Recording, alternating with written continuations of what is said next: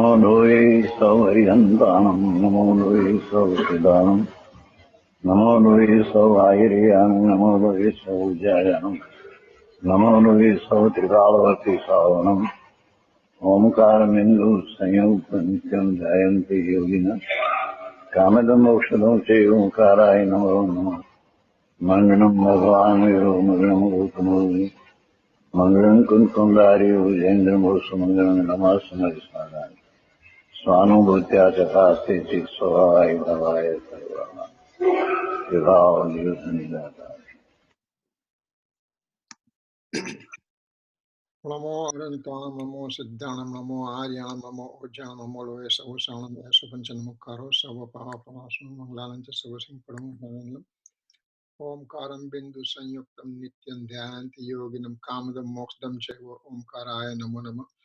Namo Samaysaraya Swanu Bhutya Chakasate Chitsabhavaya Bhavaya Sarva Bhavantarachide Agnanatimirandhanam Gnana Anjana Salakaya Chaksurun Militam Yena Tasmai Sri Guruve Nama Tirthankaro Jagatana Jayavanta Varto Omkaranada Jinano Jayavanta Varto Jinana Samo Sarana Sau Jayavanta Varto Ne Tirthachara Jagama Jayavanta Varto Namo Tirthanayakane Namo Omkaranadane Omkara Sangaryotene Namo Te Sri Kunda Kundane Aho Upakara Jinavarno Kundano Dhvani Divan Jina Kunda Dhvani Apya Aho Te Guru Kanano Aho Te Bhagavati Matano Dhruva Achalane Anupam Gati Pamel Sarve Sidhane Vandi Sutta Kevali Bhasita Asamaya Prabhrata Are Mo Eka Suddha Sada Arupi Jnana Darshanamaya Kare Kai Anyate Marujari Paramanu Matra Nathi Are Om Namah Siddhebhyo, Om Namah Siddhebhyo, Om Namah Siddhebhyo. Okay, so what we are doing right now is we are at the first stanza. So let me just put this thing on first stanza here, slideshow.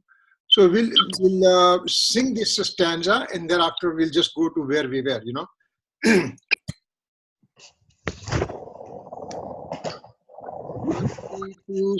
Siddhi Dhruva Machala Manoramam Gadimpatte Vochami Samaya Pauda Namo Sudha Kevali Bhanidam Dhruva Achalane Anupam Gati Pamela Sarve Siddhane Vandi Asamaya Prabhrata Aho. So here we are in the first stanza. That basically in the first stanza, this is the Mangalacharan that is written by Kunkun Swami at the beginning of the scripture Samaysar.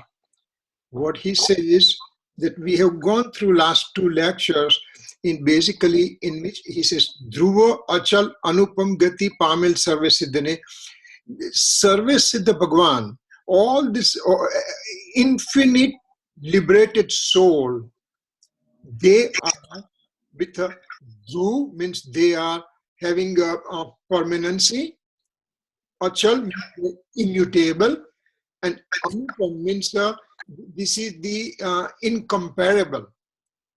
That kind of realms of existence this the Bhagwan has achieved. Vandi Kahu Sutta Kevali Bhasit. I bow down to them. I put them into my heart. You can sit down over here. I bow down to them. You put them in. I put them in my heart. And Sutta Kevali. There are two meanings of the word Sutta Kevali. Sutta Kevali means Srut and Kevali. Kevali means omniscient Lord, and Sutta Kevali is the Bhagwan's first disciple, like Gautam Gandhar for Mahavir Swami and everybody.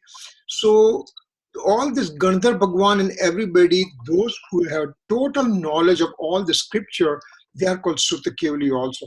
So Sutta Kevali has two meanings. Sutta Kevali means the Gandhar Bhagwan, and Kevali means omniscient Lord. So I bow down to both of them because they have they have talked about this Samaysar, and that Samaysar, with my experience, I'm going to tell to the listener. So that's what Mangalacharan, the Kunkun Swami makes it. The very first line that we have, first two lines that we are seeing over here, this is the originally that he wrote down, those two lines. And these are the second two lines are the Sanskrit version that Amrit Chandra Acharya wrote down. And these are the Gujarati lines that is a Gujarati translation of the Samaysar Gatha. So having said that, we'll be going to the slide number 20. And before we go there, we also have last week we did some discussion, and that discussion also was not complete because our time was coming up and everything. So let's see, let me just bring the slide number 20 first over here. These are all the things we have done so far. So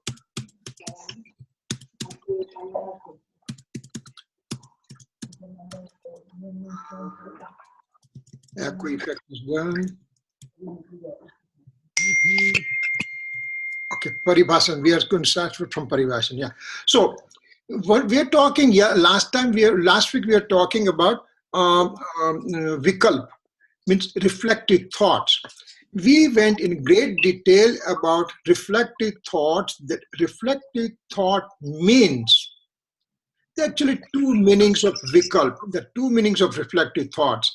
One meaning is the one which we discussed last time, that Vikalp is a knowledge. It's a mode of the knowledge attribute. Now, what happens with this knowledge at a mode? That when knowledge mode gets associated with the altered mode of the conduct attribute. Remember, there are three main attributes we are talking: Gnan, Darshan, Charitra. Knowledge, faith, and conduct. Three attributes mainly we are talking. These three attributes, they have their own modes, could be in the altered form also. Knowledge's altered mode is called ignorance. Faith attributes altered mode is called wrong, mithyatva, and conduct attributes the altered mode is called wrong conduct. So wrong conduct includes rag, dvesh, and moh. Moh means infatuation. Rag and dvesh means inclination, attachment, and aversion. So infatuation, inclination of attachment, and aversion, those three things, when they are associated with the knowledge mode, then it is called altered mode of the knowledge. And so what we want to do is Vikalp. That is called Vikalp. When the knowledge mode gets associated with the altered mode of the conduct attribute, જ્ઞાનની પર્યાય ચારિત્ર ગુણની પર્યાય સાથે સંબંધમાં આવે, then it is called Vikalp. So what Gunsthanak I mean? I'm in first Gunsthanak. So for that thing, I have the infatuation. At the same time, I also have rag and dvesh. So I have whatever thinking I do right now is called Vikalp, because it is associated with the infatuation and inclination of attachment and aversion. On fourth Gunsthanak, what happens? That Anantanubandhi Kashai is gone. The infinite bondage producing passions are gone. So that much infatuation part is gone. That much inclination of attachment is gone. That means there are four types of kashai, four types of passions that we'll be talking sometimes in the future. That is Anantanambandhi Kashai, Pratyakhyani Kashai, Sanjvalan Kashai. So out of 4, the first one is gone. The infinite bondage producing passion is gone. That means that much rag is gone. That means knowledge is that much pure. That means that much knowledge is called nirvikalp knowledge. When the soul comes, when the living being comes in the 5th gunsthanak, then second part of passion is also gone. Then that much more nirvikalp knowledge, we can just say, in the muni in the stage of monks, the 3rd section of the passions are gone, and that means that much purity, that means that much nirvikalp knowledge is there. That means that is primary abstract comprehension is there. And on the 12th gunsthanak, when all the passions are gone, then it's called passionless, complete, pure knowledge, nirvikalp knowledge. This is the definition from rag perspective. This is a definition from inclination of attachment perspective. So that's the one side. Now, second side, when we talked about, it's a gnanatmak vikalp. First one we talked is called ragatmak vikalp. Ragatmak vikalp means the vikalp, reflective thoughts associated with the inclination of attachment and aversion. Now, gnanatmak vikalp means what? The knowledge itself has a capacity to know by specific example. When I say that where do I live? I live in USA. It's a generalized statement. That's called darshan. That's called perception. Now, when I say that in the USA, there are 50 states are there, out of which one state in the southwest is called Arizona. And Arizona has multiple cities are there. The capital city is called Phoenix. In the Phoenix, there's a area of the Phoenix called North Phoenix. On the North Phoenix, so those are the divisions when I'm making, that is called Gnan. So knowledge always knows with division. So that is the knowledge itself has a capacity to know by divisions only, by specific way only. And that's why that knowledge is called vikalp. That knowledge is called reflective thoughts. So that knowledge will always be there in any condition. So when I'm in the 4th gunsthanak and I get the experience of my soul, or I'm in the 5th gunsthanak getting experience of the soul, 7th gunsthanak I'm getting experience of the soul, 12th gunsthanak and 13th gunsthanak and Siddha Bhagwan. When I'm at those states, then I have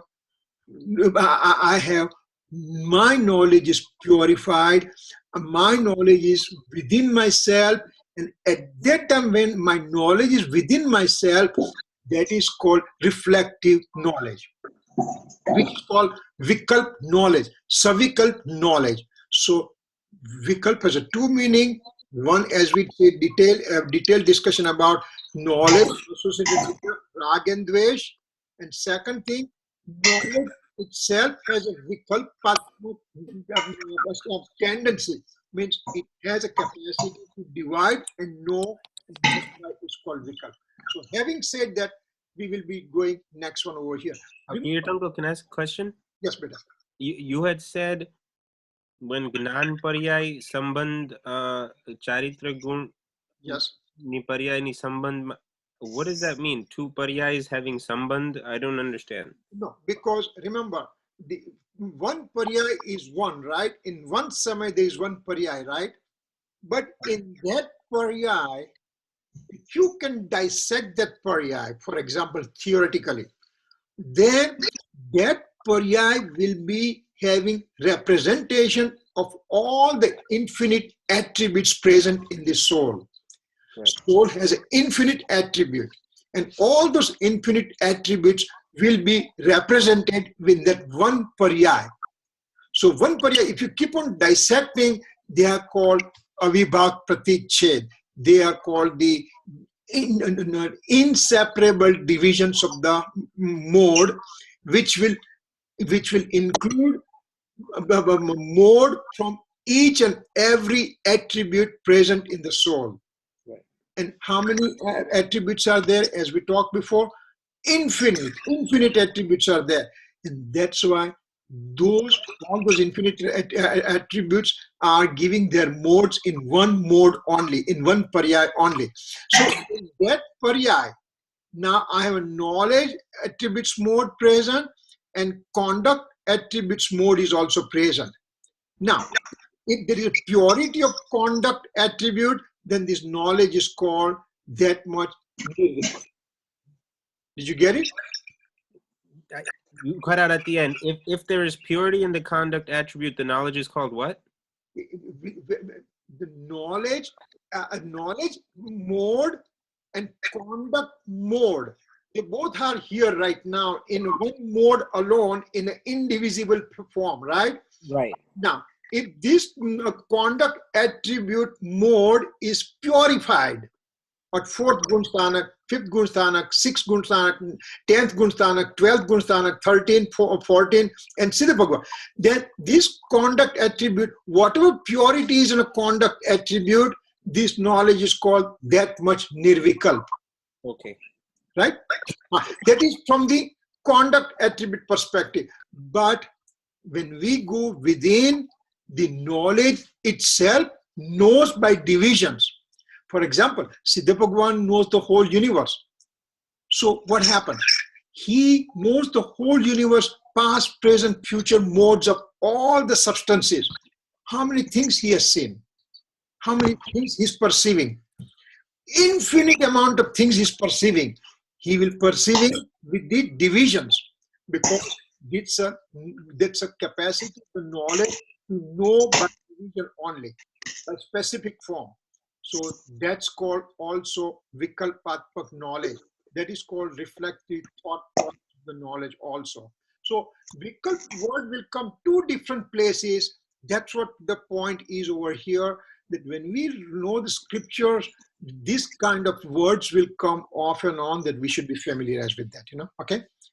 Now, when we are over here, what he says, that Kunkun Swami says, that now I'm going to give you the detail about Samaysar. What he says, I'm going to give you paribhashan. Paribhashan means there are two words in paribhashan. Pari means from all the angles, and bhashan means to describe. So to describe the fact from all the angle is called paribhashan. To describe with the appropriate words, where and when they belong, is called paribhashan. Remember, Kunkun Swami said that Bhagwan, Kevali Bhagwan experience, and Kevali Bhagwan with his Keval Gnan gave the discourses, which Kunkun Swami says, I went to Madhya Kshetra and I heard Simandar Swami for 8 days. Whenever Bhagwan's Deshna is going on, when Bhagwan's Omkar Dhanvi is going on, when Bhagwan's Divya Dhvani is going on, when Bhagwan's divine sound is going on, those are 4 times in a day. Kunkun Swami said, I listened to them, and remaining time he discussed lots of questions with the Sut Kevali, means a Gandhar Bhagwan, etc. First disciple of the Bhagwans, etc. He discussed those things, and by having all the things, then he came back to Bharakshetra back, and then he started writing this with his own experience. So this is called paribhashan, means whatever Kevali Bhagwan has said, whatever I heard, whatever I understood, and whatever I experienced. With my experience now, I'm writing this thing, and that's why it's called paribhashan. Now, author takes place to describe the eternal true nature of the soul that is paribhashan. Now, let's see what here it says. I have to move this part here. The fifth realm of existence, the liberated state. Now, what is the liberated state means? What is the Siddha Gati that we have to talk about? Author talks about nature of the liberated state. Number 1, liberated souls are established in his as well as listener's mode. Means Kunkun Swami says, all this infinite Siddha Bhagwan, I put it into myself. At the same time, I also establish Siddha Bhagwan in listeners' modes also. What does it mean? That means I am putting my utmost concentration, knowing that the liberated souls are within me. So now I'm not having wavering of the mind, and I'm going to have a straightforward mind just to describe exactly whatever I know, whatever I experience. One who contemplates on the true nature of the eternal soul and meditates on its nature. So by knowing the true nature of the soul, now I contemplate, means reflective thought process, and after contemplation I meditate and I go within myself and I enjoy the supersensuous bliss of the liberated soul. And with that thing, when he's totally gets engrossed within the self, that means he's going to obtain the fifth realms of existence, which is a liberated state. He uses certain adjective to describe this liberated state. He says that what is this liberated state about? So that's what he's describing. And he says that this liberated state, this Siddhagati, is having the Dhruv, Achal, and Anupam. These are three adjective the author is using to describe the Siddhagati, to describe the liberated soul state. Constancy, immutability, and incomparability. And we'll be going through those words. They are very important words he is using. Soul substance is eternal and constant in nature. Number one, soul substance is eternal and constant in nature, because it just doesn't change. It remains there as it is. When one contemplates on this eternal state, then one obtains purity and constancy in the mode. Means in my mode, what happens in my mode? My mode is always directed to the outside alien objects. Instead of now, I'm redirecting my attention to my pure nature of the soul. And when I'm doing that, then I obtain purity within me and also constancy in my mode also. Two constancies are described over here. Means constancy means the dhruta. Dhruv means immobility, and this immobility he describes from two different points, from substance perspective and from modal perspective. From substance perspective, the constancy means the soul is there forever in a pure state as a substance perspective. It's there all the time. The gold sitting in the mind is always pure, whether it's a gold sitting in the mind with the mixed with the dust, or gold in the ornaments, or gold in the form of pure coin that I have it. So gold is a gold. Same way, soul is a soul, whether it's in a nigod or whether it's in infernal life, or it is a human life, or in the Devgati. So everywhere soul remains constant. So that's a constancy from substance perspective. But even in the mode is for one samay. We remember one samay means in a blink of an eye, innumerable samay pass by. Innumerable means million, billion, trillion, quadrillion. Those are the countable number. Beyond that, so in blink of an eye, that many samay pass by, and each samay has a one mode in the soul. So this mode, when it comes one mode in one samay, that is also constant for that particular time. It is remaining. So it's a transiently constant, and substance perspective, it's permanently constant. So those are the constancy we describe. Even the mode is transient in nature. It has been said to have constancy. That's what we describe. True nature illuminated in the mode now will remain forever. Now I have put my attention, undivided attention, to my true nature of the soul. From the soul's perspective, now my attention is driven to the permanent, everlasting, immovable, a never-changing soul structure, then in my mode also I will obtain purity, and this purity will thereafter will remain forever. Four realms are constantly changing. If I'm in the infernal life, or I'm in human life, or I'm in subhuman life, or I'm in a heavenly life, they keep on changing. For time infinite, I keep on changing my realms of existence all the time. But the fifth realm, fifth realm of existence, which is the Siddhagati, it remains permanency in nature, and it never changes. So 4 realms are changing, and fifth realm, which is a Siddhagati, never change. It remains permanent forever. So this, now the author also start describing the other philosophies that he refutes some of the philosophies that they believe that Lord is taking birth again when there is misery on the earth and everything. It says, if you consider liberated soul as a quote unquote Lord, he remains in a constant place, he remains in permanent state, he never takes birth again.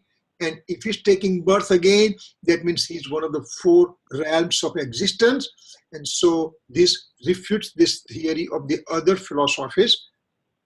And this adjective is from positive perspective affirmation.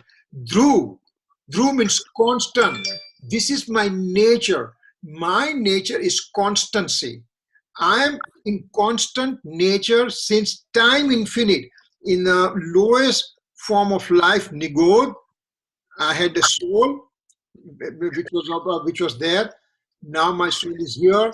My soul will be there in next Gati. And when I go to Siddhagati, my soul will remain there forever. So this sentence, Dhruv, the word Dhruv, constancy, is from the positive affirmation. Now we are going to the next word called immutable, Achal. Achal means what? The fifth realm has discarded transmigration. All 4 realms of existence, human, subhuman, hellish or heavenly soul, they are called transmigratory soul. They keep on going from one gati to second, until to third, to the fourth, to first. They keep on transmigrating. But this Siddhagati is in which the transmigration is discarded. Since time infinite in the past, there was transmigration due to instrumental cause of material karma as alien inclination. It's very important word over here. Well, how did the transmigration occur in me? Transmigration occurred within me because of my soul alone, and nobody else was responsible. Yes, the karma fruition was present, but it was present only as an instrumental cause. Remember, we just said instrumental cause, nimit. Until we had that word understood completely, we keep on getting confused. Nimit means instrumental cause. Instrumental cause is present in any act, but does not take part in the reaction of that act. For example, a book is present in front of me. The book is an instrumental cause only if I open and read that book. That book is sitting over here on my table for last so many months and so many years, and I never opened, so it never became instrumental cause. Only instrumental cause, that book will occur when I do my principal cause of action of reading.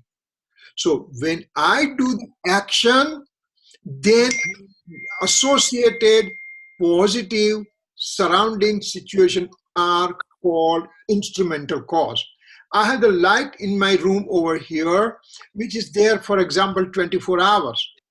Now, is it instrumental cause for me when I'm not here? No. Only when I want to sit down, I want to read the book, then this light becomes instrumental cause. So instrumental cause is present in the act but does not do anything. Just because light is present, light has not done anything to me. It's simply present. Fish is in the water. Fish is swimming in the water. Fish is swimming because of its own capacity. Water has just produced vehicle for the fish to swim. Just by fish swimming in the water, water's temperature does not go down, temperature doesn't go up, water level does not go down, water level does not go up, water remains as water and fish remains as fish. When fish is swimming, then water is called to be nimit, water is called to be instrumental cause for that act. So having that thing clear to us, so my transmigration occurs because of myself. My transmigration occurs because of myself, and at that time, material karma are present as an instrumental cause. Simply that's it. For example, it's a winter time and I'm wearing a jacket right now. Now, that means it should be cold, right? Yes. So when I look at a thermometer, thermometer says it's a 55 degree or 60 degree. So thermometer simply gives me the number, but my feeling, and I knew that it should be cold, so temperature should be low, and thermometer showed, yes, it's low. Thermometer is not going to show me right now 80 degree. So thermometer is like an instrumental cause. It just, or fruition of the karma is simply like thermometer. It just shows the condition. It doesn't do anything. So here I am, transmigration occurs because of me, and instrumental cause is material karma. So we have to know the karma, but again, karma has limited actions and they cannot do anything to me unless I desire to be part of that problem. So that we have to be careful. In fifth realm of Siddha, there is no material karma present because there is total purity of the Siddha Bhagwan soul is there. Liberated soul is totally free of any, totally free and engrossed, total engrossment in his own pure nature. And because there is a pure engrossment in the pure nature, that there is no material karma present. The material karmas are not associated with one, and so that dissociation is there completely. So there is no instrumental cause present for Siddha Bhagwan. The Bhagwan's purity is because of himself only. There is no instrumental cause. Presence or absence of karma do not play any part in that fifth gati, in the Bhagwan's gati. Now the Siddha Bhagwan's means this liberated soul, the liberated soul's condition has become immutable state. Immutable state means there will never be transmigration again. Achal. Achal means, chal means to move around. Achal means not to move around. So this is immutable state has occurred. And achal word is used here to denote absence of transmigration. And this adjective is from negative affirmation because the absence of transmigration, so it's a negative affirmation. So it's called Nasti statement, negative affirmation. And in the Dhruv statement, when we said that this is the Suddha Bhagwan, the soul's true nature is to remain in its own pure form, and when that form is obtained, then it's called Dhruv state, which was from positive affirmation, which was from Asti statement. Now, Achal is there is no presence of transmigration. That's why it's called negative affirmation. So Dhruv and Achal, we just saw 2 points. Now we are coming to the Anupam, incomparable state. Incomparable means what? Nothing in the universe can be compared to the fifth realm of existence. For example, if I have pen over here, well, this pen is lousy pen compared to this pen, for example. Okay, so now I can compare 2 things. This phone is better than Atul Bhai's phone, for example, sitting over here. So there is something you can compare. My house is better than yours. My car is better than yours. My health is worse than yours. All those things I can compare. Every worldly thing can be compared with the other things. But fifth realms of existence means the Siddhagati cannot be compared with anything else. It is just indescribable.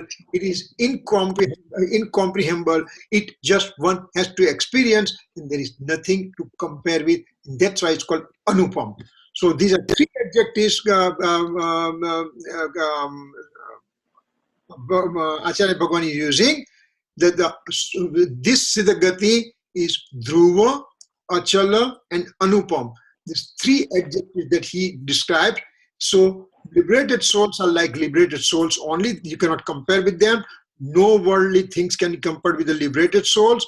From certain perspective, mutually there is some similarity seen in the worldly things, but nothing can be compared with this incomparable state of liberated state. It's not true for fifth realm of existence of eternal emancipation. So it is not true means nothing can be compared with the eternal emancipation state, because it is by its nature, it's unique of its own, and nothing can be compared. Anupam. So, having said that, emancipation from bodily existence upward. Now, there is one more word Kunkun Swami uses, is called apavarga. What is that thing means? The four types of personal effort one performs in the human lila, in a living being. Every living being performs four types of personal effort. Auspicious inclination called dharma, collection of wealth is called artha, sensual pleasure of worldly objects is called kam, and emancipation means moksha. Dharma, artha, kam, moksha. These are the four types of activity, personal efforts one makes in the life, out of which first three, that means dharma, artha, and kam, auspicious inclination, collection of wealth, and sensual pleasure of the worldly object. Those three things are called group of three, means three varga. They are called three varga, means group of three. And fourth one is called emancipation of soul from bodily existence. That is called apavarga. So this is one more adjective that the author is doing it in for us. Apavarga is free from auspicious and inauspicious inclination, material wealth, and sensual pleasure of the worldly object. So remember those three things. This is the dharma, this is the artha, and this is kam.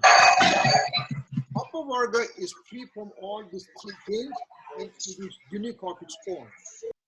Liberated soul have obtained this state, means if a liberated soul has obtained this apavarga, means if liberated soul has obtained emancipation of emancipation from bodily existence.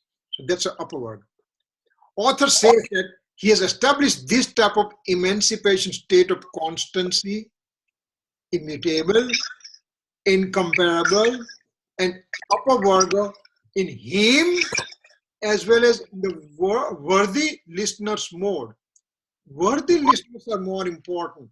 Worthy listener means the one who wants to understand, who wants to liberate himself, who has now started his personal effort to get rid of this transmigration.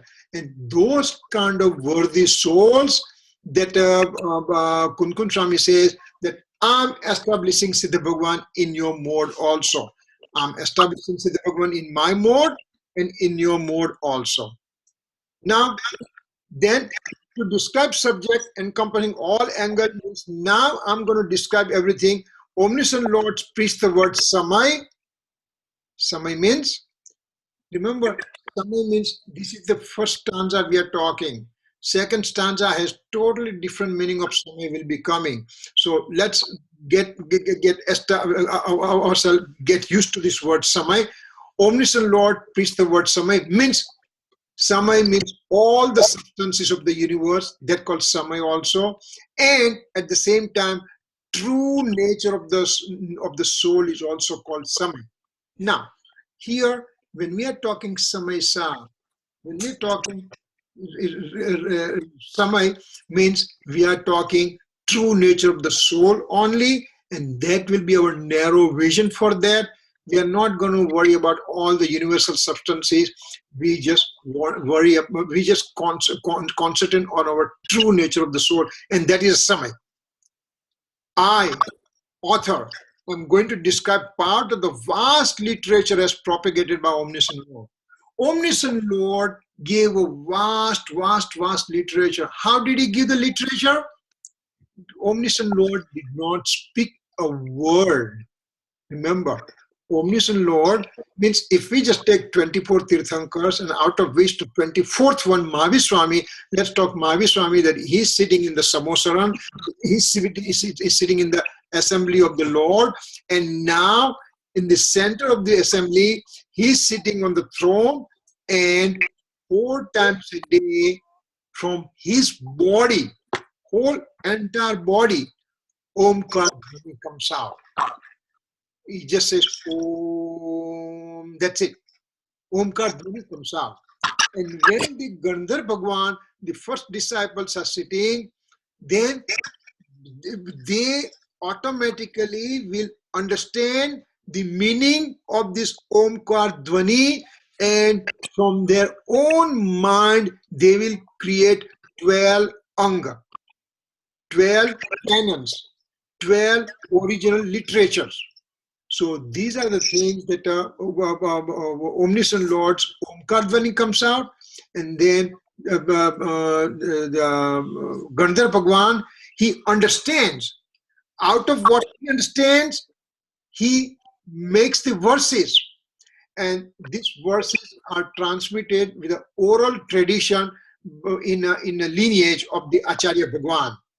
And it lasted for about 300 to 400 to 500 years. And when Kunkun Swami came, that oral literature lineage was breaking down, and now there was need for the written words.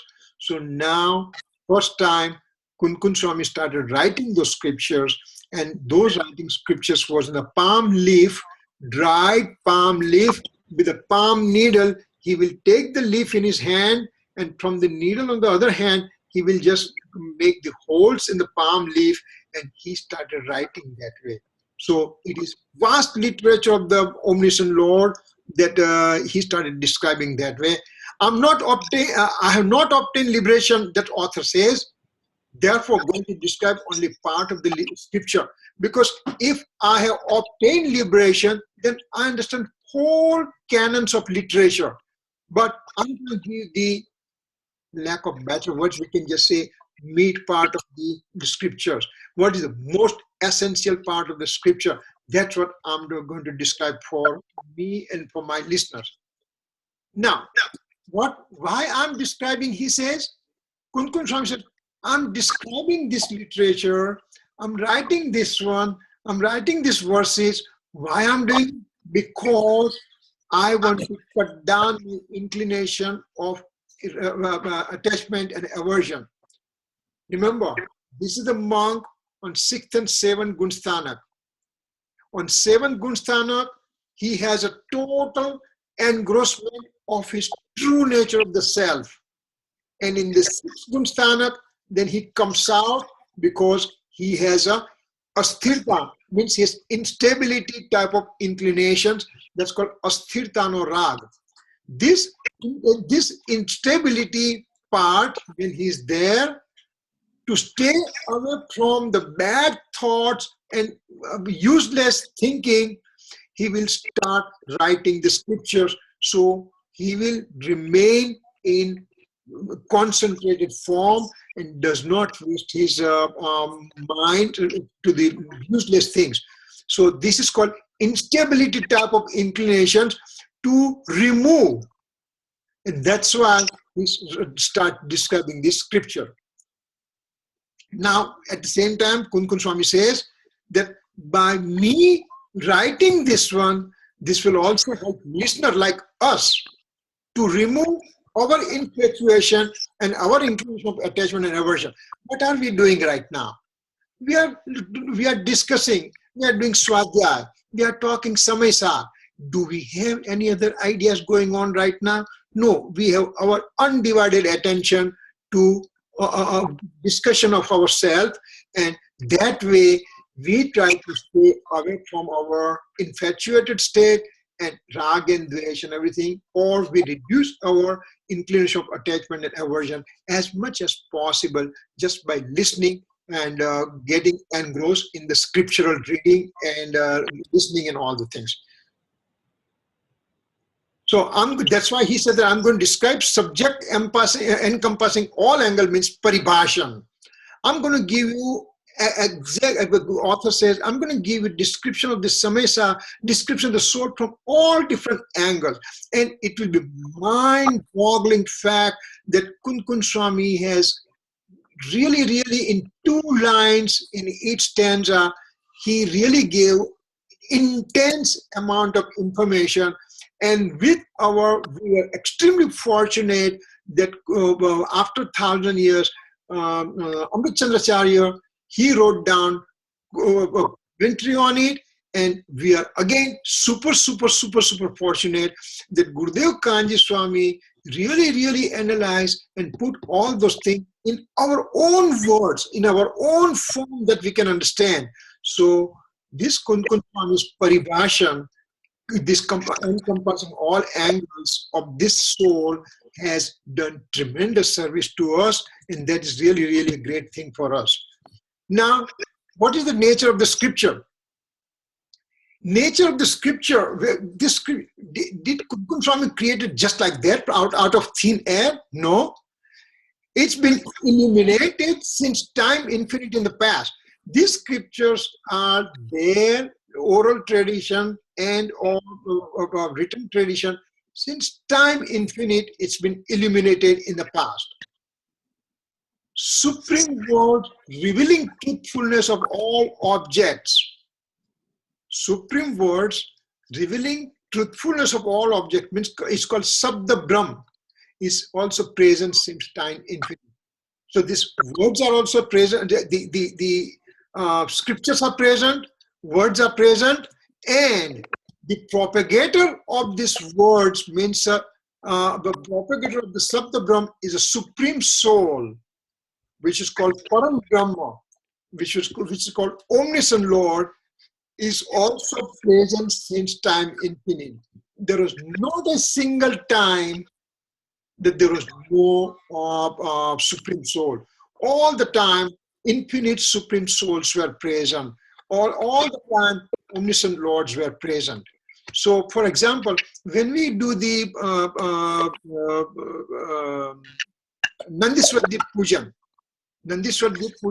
3 times a year, there are Ashtanika Parva comes. In Ashtanika Parva, there is an eighth island, which is called Nandiswadip. We are in the center island, which is called Jambudvip.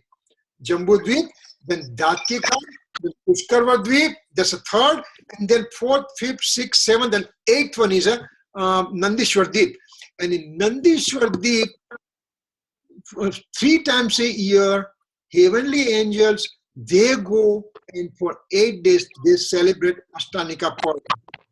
So same thing we are also doing over here, and we also go to temple and all, we do the religious activity and all the things. So in Ashtanika Parva, when they go there, the temples are there. These temples are Shashvat. Shashvat means eternal temples are there. And in those eternal temples, the Murti of the Bhagwan is eternal Murti also.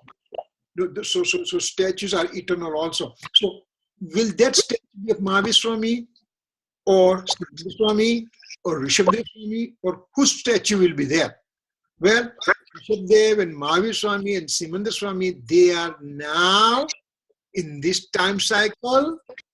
But when we talk infinite time cycle in the past, that means those infinite time cycle and infinite liberated souls occur, infinite supreme soul occur, and this Mantradeep will have the statue of the Lord, which is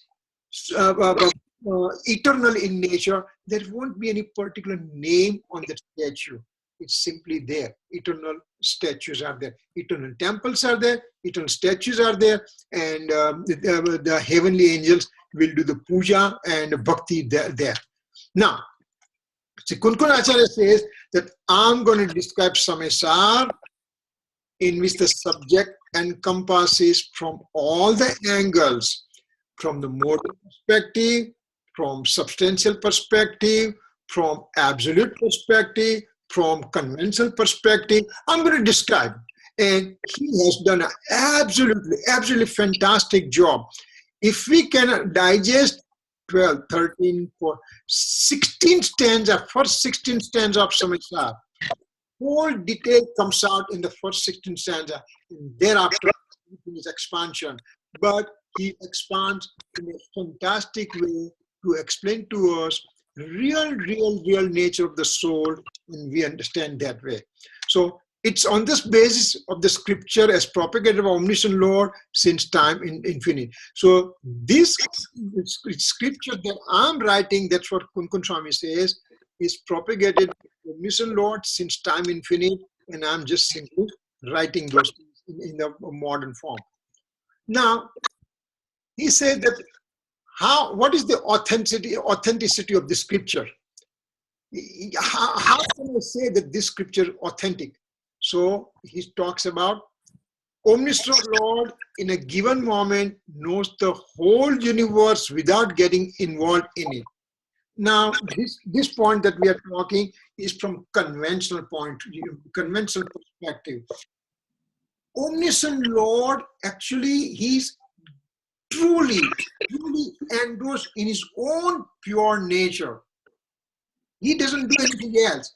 But while he is truly engrossed in his own nature, from the whole universe gets reflected in his knowledge mode. Remember, the whole universe is present, right? And whole universe is present, and at that whole universe gets reflected in the Bhagwan's mode. For example, there's a mirror. In the front of the mirror, there's a fire, mirror will show fire. There's a bunch of ice, a bunch of snow, the mirror will show the snow. Mirror will not become snow, mirror will not become fire. It just have reflection of the snow and fire in the mirror. Similarly, Omniscient Lord's knowledge mode is also like a mirror. The whole universe gets reflected in it. And that's what conventional perspective, we are just saying that Omniscient Lord in a given moment knows the whole universe without getting involved in it. Mirror does not get involved with the fire or the snow. Same way, Omniscient Bhagwan's mode does not get involved in the universal substances. It just reflects, the whole things are reflected in his mode. Now, direct principle or direct disciple of the Omniscient Lord, there's a Gandhar Devadi, are known as pictorial omniscience, Sutta Kevali.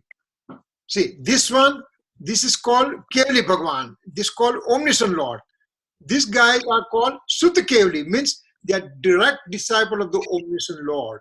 That's why they are called Sutta Kevali. Then, this Sutta Kevali, they also know the true nature of the soul as it is. Why? Because Omniscient Lord gave the Divya Dhvani, Omkar Dhvani, the Gandhar Bhagwan, they heard. When they heard, they understood exactly what that Divya Dhvani means. And so they also knew the true nature of the soul as it is. And Omniscient Lord delivers the sermons in the form of Omkar Dhvani. Sutta Kevali understands and experiences their eternal true nature of the self. And Kunkun Swami says that he directly listened the sermon from the Omniscient Lord in the form of divine sound, Divya Dhvani. And to clear the doubt, he also discussed with the scriptural omniscience, means the Sutta Kevali, Kunkun Swami said that I also experienced my true nature of the self, and then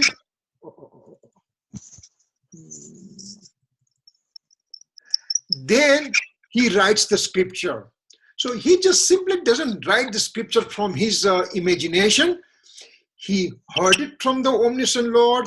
He discussed with the Sutta Kevali. Then Kunkun Swami also experienced the same thing in his own self. Then he writes scripture. Therefore, he says this scripture is an authentic scripture, and this is contrast to other who wrote from their imagination without any support from the omniscient Lord. So these are the things it describes the authenticity of the scripture. So here we are up to the Tika, means up to the explanation given by Amrit Chandracharya, that we came to know in the real nature of the soul, that Kunkun Swami is basically giving the Mangalacharan, basically giving invocation of blessings, and in which it says, I bow down to Siddha Bhagwan, means I'm going to talk about Siddha Bhagwan, means I'm going to talk about liberated soul, means I'm going to talk about the pure nature of the soul in the scripture. That kind of information he is giving us in the first stanza. And he says, if you want to listen to this more, go for the next slide and next one and next one and next one. If you're not interested, get out from this first stanza onwards, because this is not your cup of tea. You want to liberate yourself, you want to understand true nature of the self, you want to experience the true nature of the self, then this is the scripture to understand, to digest, to listen to that, and that's what it is. So here we are coming to the end of the hour, and next week we will make sure that we'll finish the Bhavarth and we'll go to the next stanza thereafter. Any questions so far?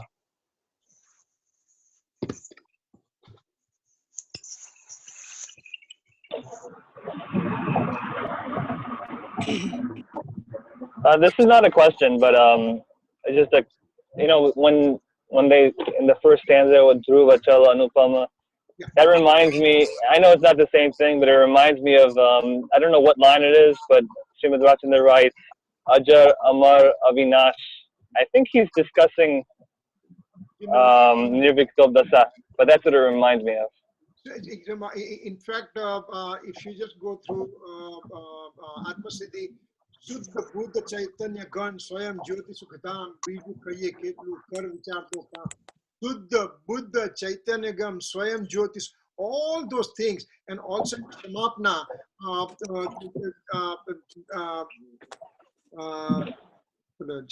there's 7 things comes right in Samapna. Trilok Prakashak, all those things coming. So that's also they're talking about real nature of the soul only. Everybody, there is a saying that if you take infinite Gnani Purush, they will talk in a unison only. They talk only one voice only. And one Agnani, he will have 1,000 different ways. He will talk different things, and he will screw it up beyond repair. So this is the beauty of the Gnani Purush, that they give us all this information to us in a nutshell to understand what the things are. So Achal same as Nitya. Huh? Achal same as Nitya. Achal means Nitya also. You can just Nitya is same thing, right? Nitya is same thing, yeah. Achal means because Chal means transmigration, so Achal means non-transmigration. So that's why it's from negative affirmation, Yeah. All right. One of my good friend, he's Atul Bhai Gosalia. He's sitting over here, so he just asked question about Achal. He said Achal means Nitya, and yes, Achal means Nitya, but over here Achal means author wants to say.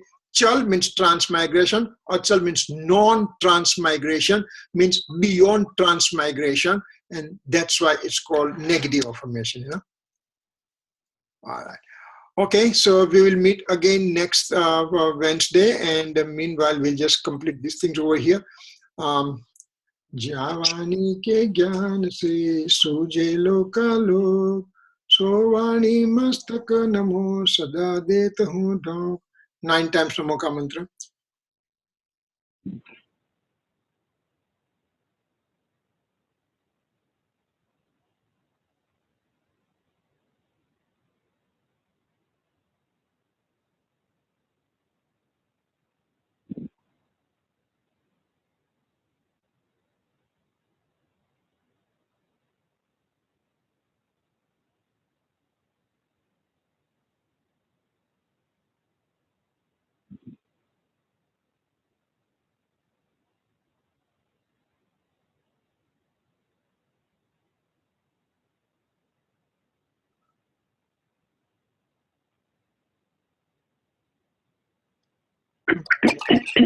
Jai Jinendra, everybody. Thank you.